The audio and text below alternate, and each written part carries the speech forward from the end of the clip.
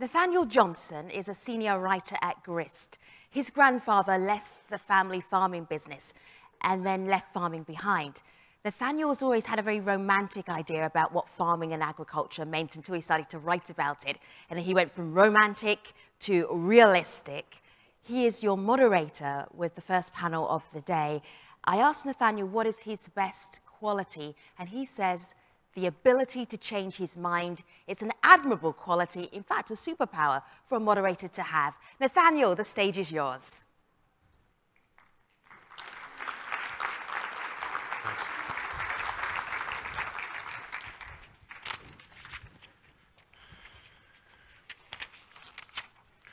So I've been told just to do very brief introductions because you can look up the details. But we have Will Sarni here, who is,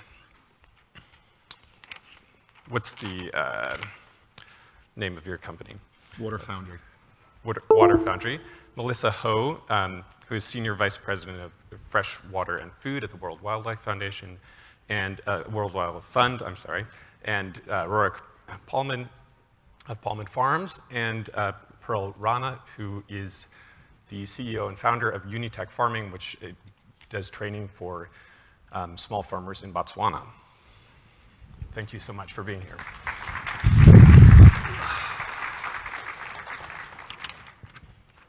So first for Melissa, this can feel really intractable. We're in this situation where in some ways we'd like to be using more water, to be getting more food production from smaller amounts of land and leaving more land for nature. At the same time, it feels like we're running out. We have climate change to deal with. And we have all of these different stakeholders with very divergent needs and interests. So where do we start, and who's responsible for leading here? Great, thank you.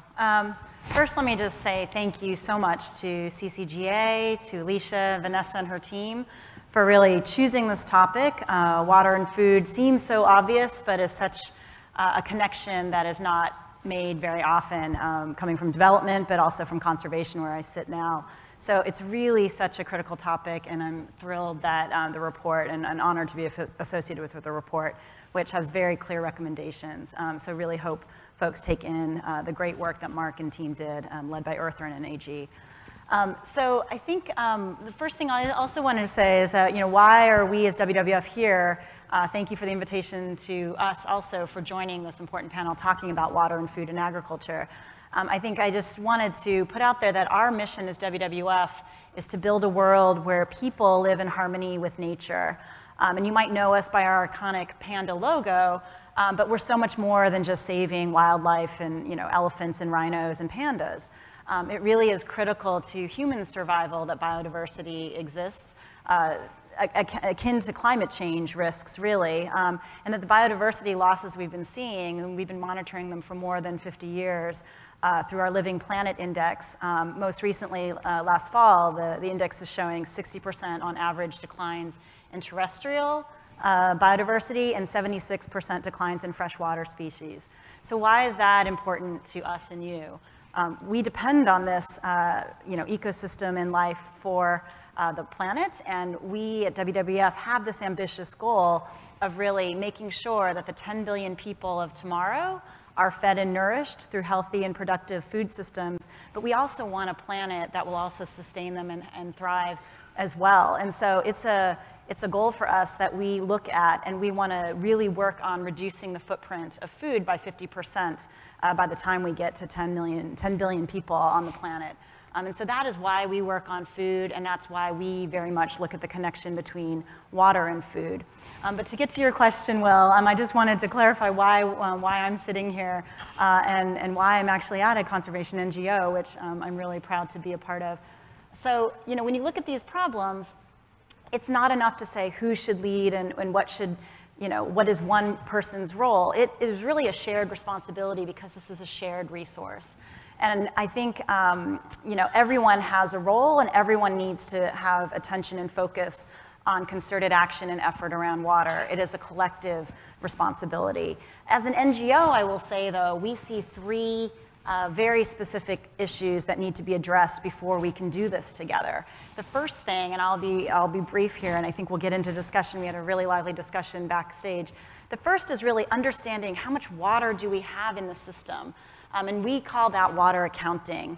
And I'm looking at my Nebraska friend here, that there are very few places where we are really doing this with the science, informed with data analysis, that does really the water accounting well, that we know how much water we have, both connecting groundwater and surface water, as well as the water we believe we're going to have in the future, because we know scenarios are changing under climate and increasing demand. So that's the first most important thing. It's like having 10 or 15 people driving a car blindfolded and without a map if we don't even know how much water there is in the system. So the second piece for us is really including stakeholders. And again, I look to my Nebraska farmer colleague here who couldn't have expressed it better, that we need everybody at the table when we're making decisions about water. We need folks in ag, we need folks in energy, we need health, we need communities there, we need farmers there. We are making big decisions that affect everyone, so we need an inclusive stakeholder dialogue process, again, informed by science, and real data to help people make a shared vision of what they want their water future to look like, knowing how much water they have. And then the third thing is we really need policy and government actions to then, once that vision is there, create the rules of the road so that they get enforced, but also the positive incentives are there, and at minimum that there aren't perverse incentives there.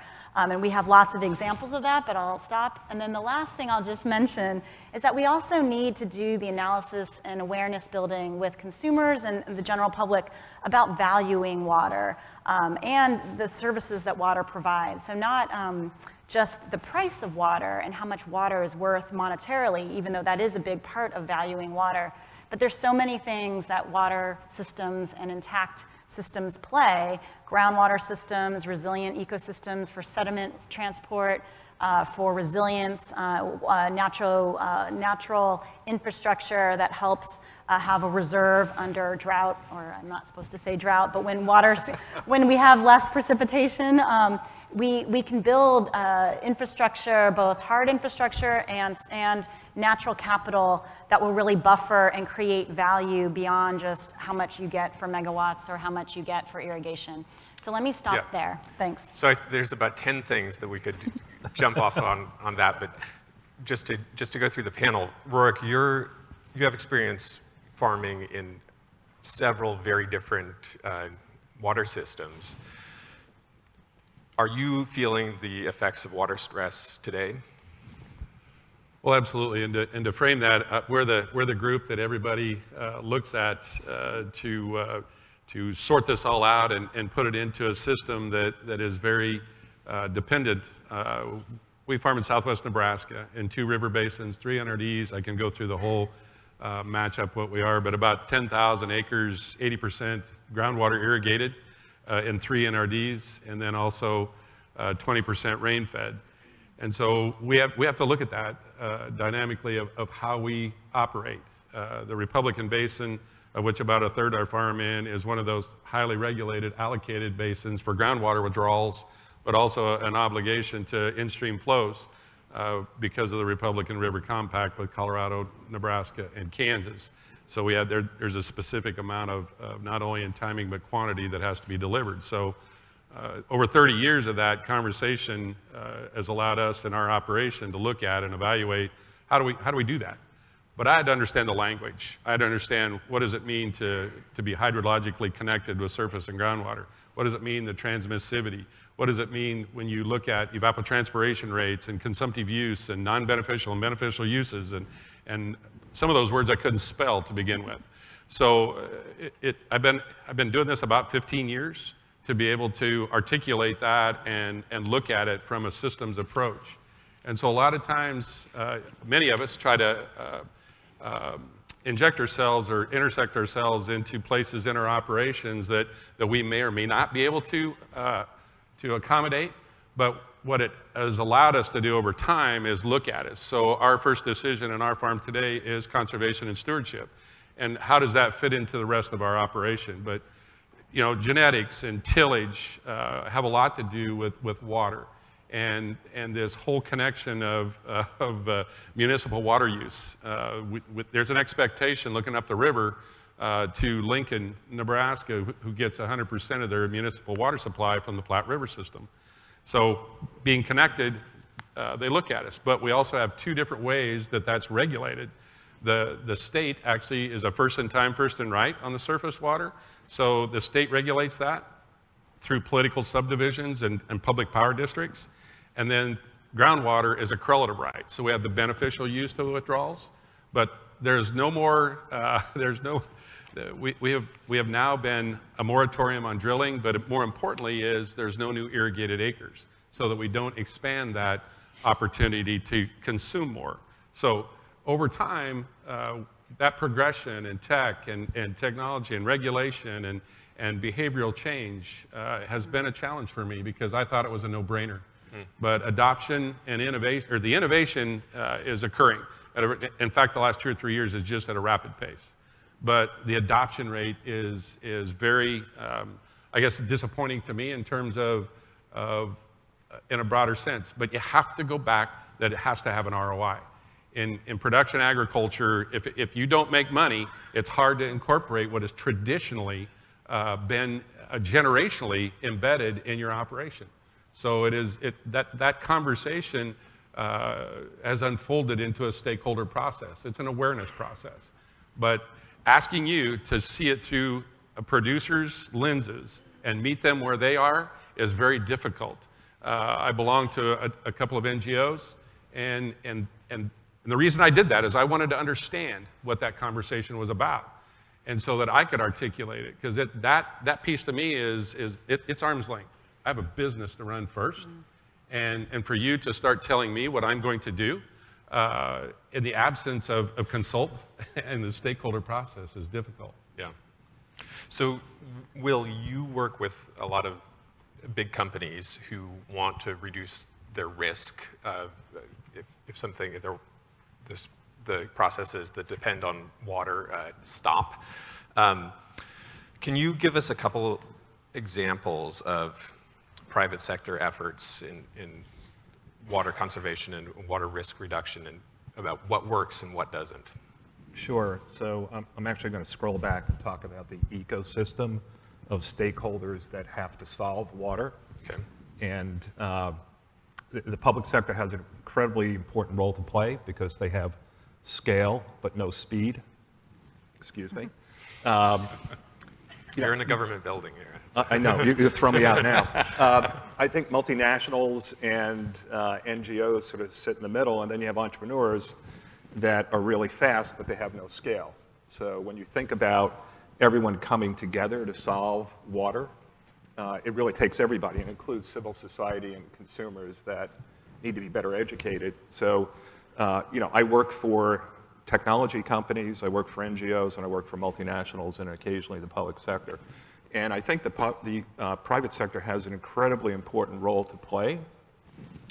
However, if you look at how water has been viewed over the past decade plus, it ranges from it's a corporate social responsibility issue, so give me a water reduction target and I know nothing about anything outside my manufacturing plant, and it goes in a CSR report, or it gets reported to CDP or through GRI. You just used 3 acronyms. I think we're going to ban acronyms from the rest of the... Okay, I'm sorry, I used them all up for the week. So companies would report out on a performance metric without really understanding what their role could be and should be in solving water. Then you have companies that are really looking at their entire value chain, their footprint. So it's their supply chain, it's their operations, and in some cases, it's how consumers use their products. So, Unilever is a good example of innovating around, soaps that use less water, shampoos that use no water, and so on. And then you have a few companies that have taken the leap and really placed themselves in a position to have an impact beyond their value chain. And they're, engaging in public policy, they're engaging in innovation. And I'll give you a couple of examples of the latter. I think, Anheuser-Busch InBev, ABI, is a really interesting example. They acquired S.A.B. Miller that had a world-class water stewardship program, and I believe they've taken that to a new level. And they're not a client, and I don't drink beer, so there's no vested interest in this one. But they do a lot around their value chain with their ag supply chain. They do a lot around their operations, but one of the most interesting things they have done is start a venture fund, ZX Ventures, and they are pushing the identification of sustainability startups and helping them scale in areas like water. And some of these startups are not really relevant to their business, but will solve water. So I get excited about the companies that have moved beyond sort of the traditional reporting or even value chain and really assuming responsibility or their role in solving water in a big way. And then you have companies like Nestle that are doing some really interesting things with NGOs, like TNC, partnering with Cargill. AB InBev is partnering with Microsoft. So, it's the unusual suspects now that are being brought in to solve water by the private sector and engaging with NGOs like WWF and TNC, but also with entrepreneurs that need their money and their talent to really be an active participant in solving water. Right. So, Pearl, often these conversations get defined by the people who are having them and what we know, and I know from personal experience, if I try and write about anywhere in Africa, my editor scratches his head and says, who's going to read this? It's hard to get the context. So how are the conversations that we're having here about water and agricultural productivity and nutrition different from what they're having in Botswana? Okay, thank you for the question. I believe the issue lies in the problem of the fact that when we talk of policies or we're here having this event, where does the information go when we leave today? So there's always that knowledge gap between the people who, the stakeholders who formulate policies or the organizations who are trying to drive sustainable water use and conservation, but then the smallholder farmers are left behind. But those are the sole stakeholders that need to be involved when we're talking about issues. They need to be brought to the table so that they can understand the future in which we're going against. I mean, if you can go to a smallholder farmer and try and get them to understand what climate change really is, they wouldn't know what you're talking about. So it's always an issue of, do smallholder farmers understand what is happening? If government has initiatives or government has incentives or subsidies of giving away or supplying seeds or fertilizers, but cropping seasons have changed and there's always a delay and prolonged cropping patterns due to unreliable waters or drought seasons, farmers never really understand. They see what is happening, but then how do we now bridge the gap between information sharing and not just normal information sharing, but relevant information sharing? I mean, we have to realize that the information and the issues that we discuss at the top table need to be simplified and brought back to a local level where a rural woman in remote areas of Botswana can understand what we're talking about when we talk about water stewardship. They need to understand what we're talking when we talk of issues of evaporation, transpiration, and how can they prevent themselves or build resilience around that. So what we do as Unitech Farming for over the past 4 years, we're trying to develop sustainable training programs, capacity building and mentoring to actually drive farmers to understand what it is when we're talking about climate smart agriculture and when we're talking about adapting to technology, because often so farmers believe when we talk of technology that it's either expensive or they don't want to utilize certain technology, but it's about utilizing the existing structures. One of the most popular ways of actually sharing information has been Facebook for farmers, but it's always a question, is the information relevant and is the information misleading for farmers? So it's about contextualizing the information that we share amongst each other. And if you look at Botswana or any country in general in Africa, most of the farming methods which we know are traditional methods. And those methods become outdated almost every single day as we talk about climate issues. How do we bring sustainable farming practices to a smallholder farmer? Not just bring it to them, but how do we involve them in developing those programs, in developing those initiatives or the subsidies? Do the existing policies even match what is happening on the ground? Because I've seen policies being made and there is misaligned in terms of structures, in terms of institutions even that are there for helping farmers. A typical example is the fact that farmers have lack of access to finances. Do financiers even understand what it means to finance a smallholder farmer? We talk about the risk involved in financing farmers, but have we actually sat down and actually analyzed the critical context of what does a farmer go through on a day-to-day basis, and how can we prevent our investments going to a loss? And how do we bring in agricultural insurance in the table? So when I look at climate smart agriculture or climate change and what is happening in terms of water regulation and agricultural productivity from a smallholder point of view, I believe we need to bring all stakeholders involved. We need to bring government to bring sustainable and efficient policies and frameworks which are good for the government and for the smallholder farmer.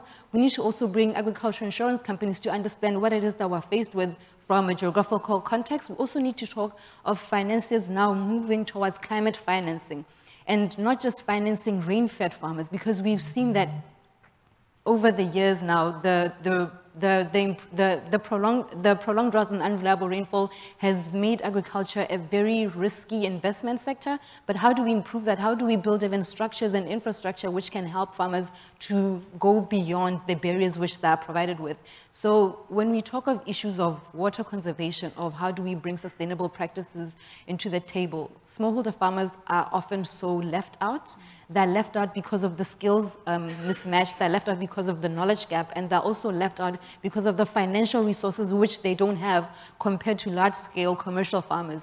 I'll give you a typical example. When I was farming about three to 4 years ago, when I told you about my poultry situation, when you'd have heat waves and you'd lose the whole stock before you even go to the market. If I was a medium to large scale farmer, I'd be able to combat or help mitigate or prevent the risks which I'm affected with that will make me more resilient and not vulnerable. So the vulnerability for smallholder farmers need to be understood at all levels of conversations, at all levels of discussions. Even when we're here right now, we need to understand that if you're from the WWF, you need to understand what does the work that you do, does it match the smallholder farmer at the end of the day? Because we have perceptions which have misled effective rollouts of initiatives, effective rollouts of policy frameworks, effective rollouts of even just having a discussion at the top table. And every discussion that we need to make needs to have a farmer on board.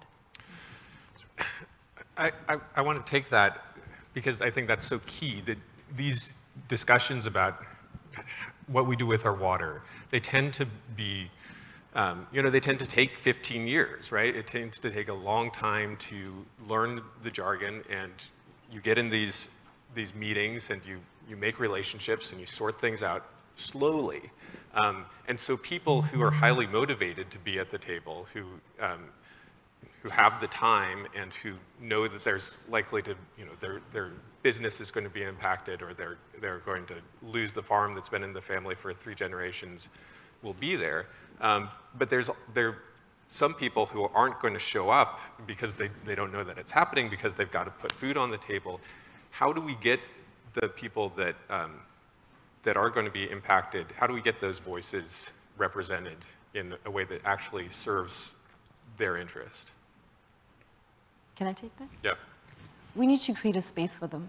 I mean, when we're talking of advocating for certain policies, for example, for smallholder farmers, we need to make sure that we involve farmers in those policy frameworks. I mean, we've had issues for the past years where we were trying to mobilize young farmers in my country to try and push for certain policies to be made to pave a way for sustainable farming practices, not just access to market or access to finances, but trying to say, how do we bring the government to actually drive sustainable farming practices from a local level point of view? And often so, the doors are closed. We need to create a safe space and a safe environment to get farmers to speak up, because it's not very often where you'll find a government listening to farmers. I mean, farmers have had to go on a strike. I mean, I believe this was a couple of years ago, if it was in Belgium, where dairy farmers had to spill their milk out on the streets just for the government to listen. We don't need to be reaching those certain levels, but have we ever do we have sustainable structures there that allow farmers to speak up? I don't think we do. Yeah. So I actually think this is a significant opportunity for the private sector. So, I mean, look at the food and beverage, consumer product goods sector. They have a supply chain. And historically, it's been about driving efficiency in the supply chain, and there's really been a shift with some of the companies in recognizing that they need to have a supply chain. And they have the ability to mobilize smallholder farmers and large-scale farmers and provide not just knowledge, best practices, but technology. And that was something we've been talking about is, it's got to make business sense, and it may not be the farmer that actually pays for the technology. So, think about the footprint of a global food and beverage company and what they could do with their ag supply chain. I think it's incredibly powerful, and not that it would go around the public sector, but it really needs to push and be a significant voice on behalf of those that would not go to a conference, would not sign up to engage with an NGO, whatever it may be. So can I just add and build off of comments I heard from colleagues on the panel?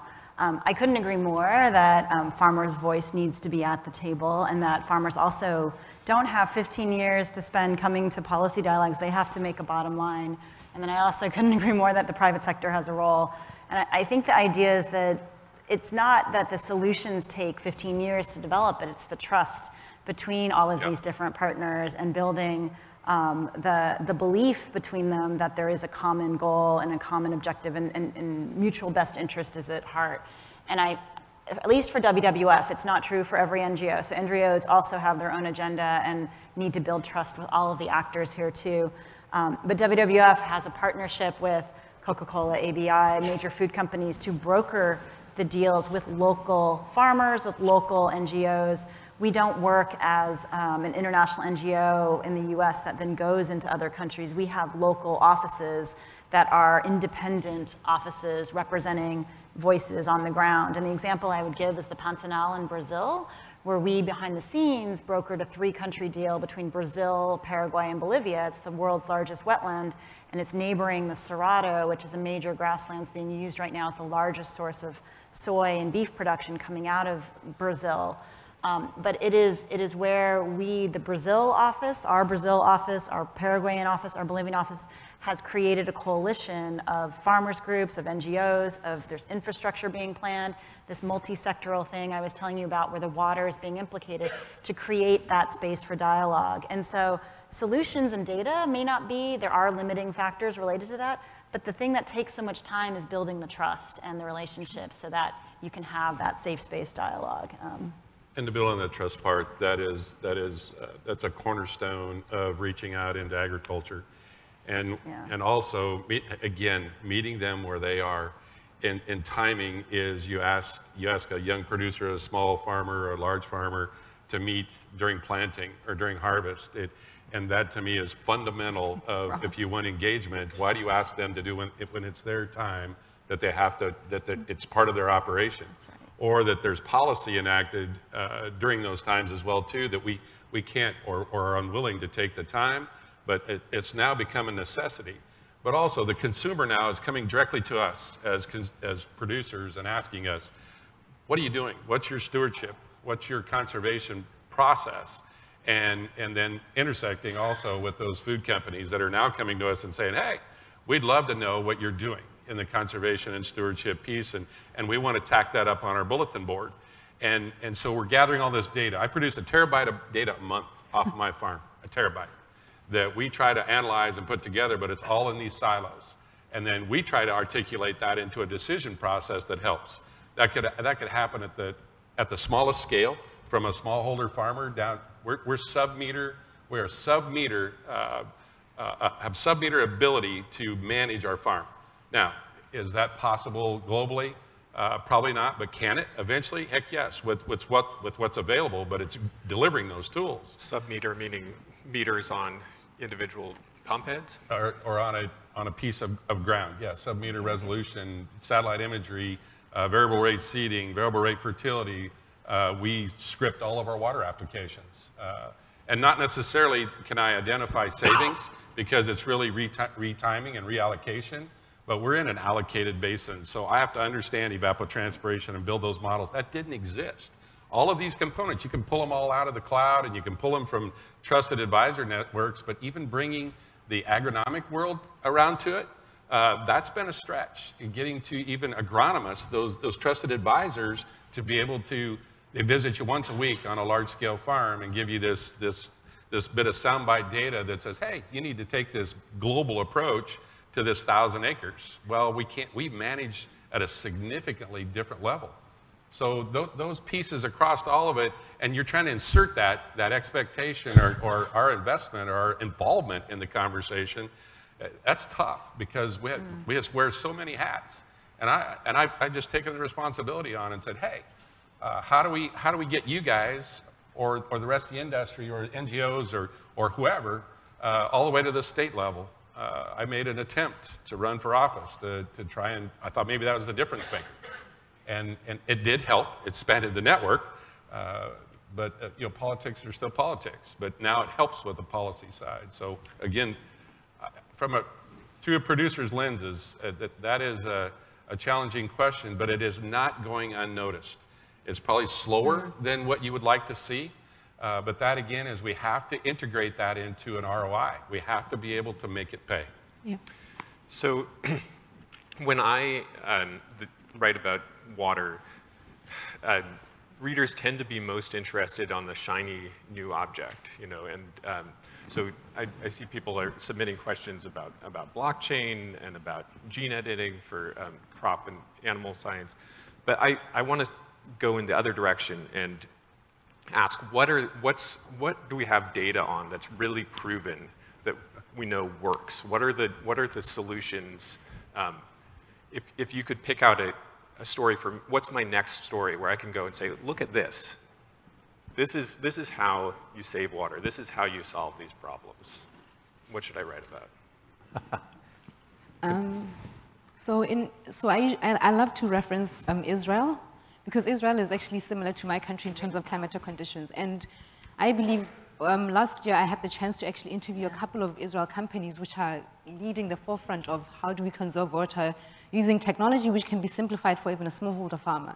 So there's a company called Supplant. What it does is it's similar to other companies as well in Israel, which actually have sensory monitors that monitor soil moisture, and all that data using Internet of Things is collected to the cloud, and it actually sends messages to the irrigation system whether to irrigate or not.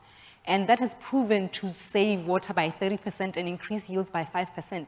And I believe if we can drive our way towards those channels of how now do we bring complex technology, but simplifying it to products which can be used and adopted by smallholder farmers, I believe that is something, and that is something to be considered from a smallholder point of view, because usually when we think of technology, people think of something major. But I mean, they've been able to take a complicated way of crunching data and making it useful for any type of farmer, whether small scale, medium, or large. And it's something that is very effective. It's something that's working. I mean, it's been used over 15 countries right now. And that is where I think we need to be taking the conversation of how do we conserve water, but also improving our yields at a small scale production. So can I just build quickly and on that? then we're going to go to audience questions. Yeah, and say that Israel, in addition to technologies, I think Israel is a great example of the technologies, the policy, and the culture of water efficiency and savings that is so critical for that country's survival and just being. And so they built a whole economy on irrigation and agriculture in the middle of a desert. But it's irrigation and ag, but it's also their wastewater treatment system, the recycled and using of, you know, it's so much what they have done on technology and innovations in wastewater and you know, a bunch of things in addition, and really hard policy. And then every single citizen in Israel has low flush toilets, has a consciousness of not wasting water. It's just in their psyche. And to build on Pearl's piece right there real quickly is, I use several technologies out of Israel, but I'm also helping them figure out how do we scale that. Yeah. The innovation is there, but the adoption rates are very low because there's a cost for every sensor, that cloud-based, I mean, it's a cost. Again, through that producer's eyes, how do you anticipate that? Those are all cool tools. I have a whole building full of technology that has brought us to where we are today. And I can spend an hour on showing you how we make irrigation decisions, but it comes from all different places that just exactly what Pearl asked. How do we deliver that to a decision tool? We're not there yet, But there are people and there are processes that are working on that.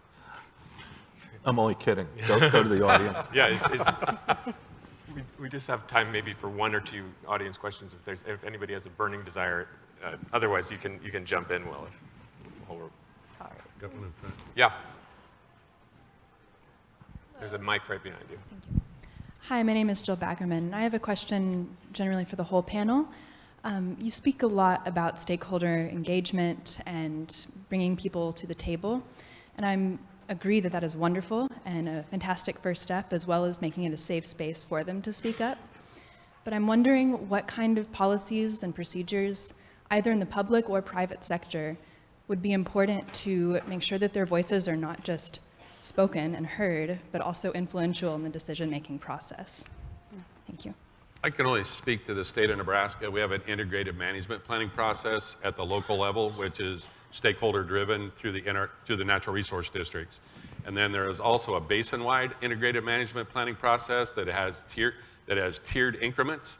So game and parks, fish and wildlife, I mean, everybody's involved in that.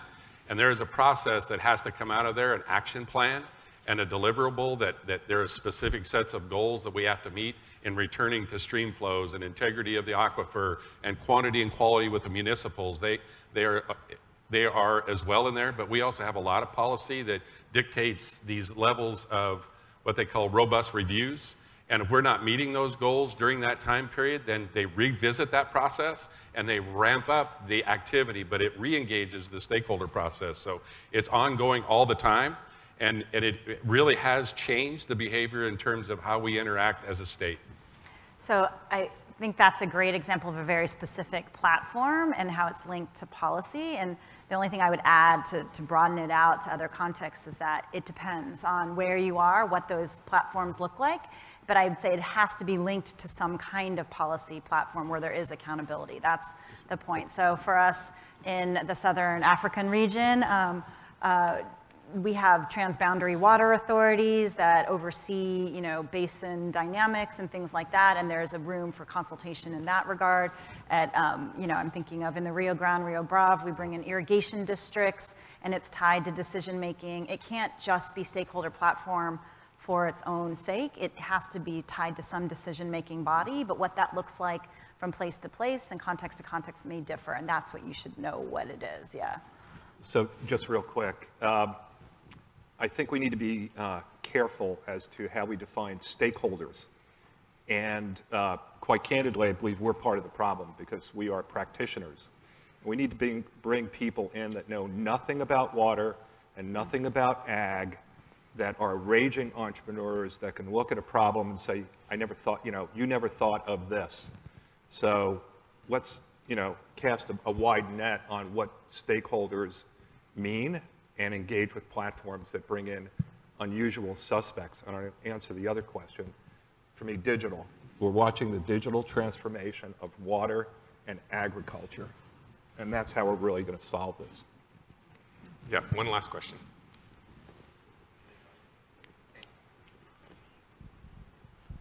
Paul Gannett, ACD Advocate. I just want to put in a question from those women around the well.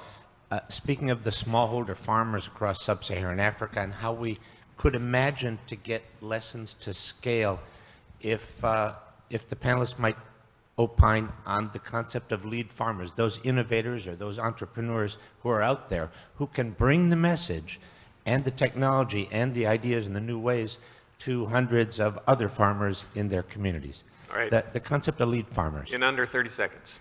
We have, one of the things that I've had to change my mindset is we've gone to a peer sharing network, so we look for champions. We find a champion in the municipal part. We look for young men and women in production agriculture that are willing to put their time out in front of us. So that peer piece is huge. Yes, and we work with women in my country, so what we've done is we've identified small different clusters in different geographical locations and how those women have been able to successfully mobilize their own resources and without the government's help or without the private initiative. So I believe women, if they come together, they really work, and that is something that is working. I wouldn't say it's much of a challenge right now, but it's something that we've seen becoming successful, and it's one of the achievements that women are making in sub-Saharan Africa. Please join me in thanking this wonderful panel.